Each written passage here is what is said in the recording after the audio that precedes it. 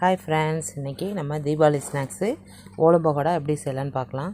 அதுக்கு 2 கப்பு அரிசி மாவு, பச்சரிசி மாவு எடுத்து நல்லா ஜல்லாடையில் ஜலிச்சு எடுத்துக்கோங்க.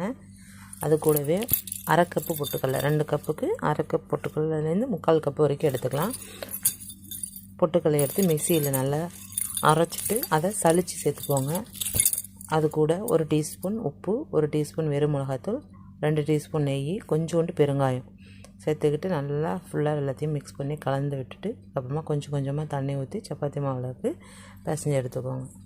அப்புறம் கடையில் எண்ணெய் ஊற்றி சூடானதுக்கப்புறம் அந்த சூடான எண்ணெயிலேருந்து 2 டீஸ்பூன் எடுத்து மாவோடு மிக்ஸ் பண்ணி எடுத்துக்கோங்க. நல்லா கிரிப்ஸியாக வரும்.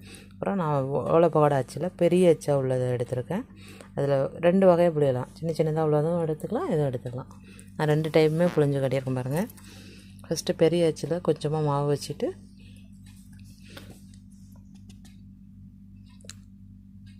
எண்ணெய் கரெக்டாக சூடானோடனே பொழிஞ்சுக்கோங்க. ரொம்ப சூடாகிடக்கூடாது. ரொம்ப சூடானாலும் மாவு போட்ட வேகத்துக்கு மேலே கலர் மாறிடும், உள்ளே சவுன்னு இருக்கும், கிரிப்ஸியாக இருக்காது.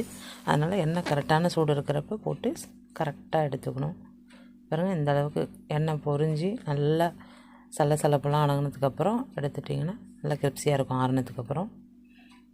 இப்போ நான் சின்ன அச்சியை மாற்றிக்கிறேன். அந்த அச்சில் பிடிச்சி கட்டுற பாருங்கள். அதே போல் தான் ஃபுல்லாக பிழிஞ்சு விட்டுட்டு எண்ணெய் நல்லா நுரைச்சி அடங்கி கலர் மாறுறப்ப அப்படியே பெரட்டி 2 பக்கமும் போட்டுட்டு ஃபுல்லாக சலசலப்பு அடங்கினதுக்கப்புறம் எடுத்துட்டிங்கன்னா ஓலை பகோடா ரெடி ஆகிடும்.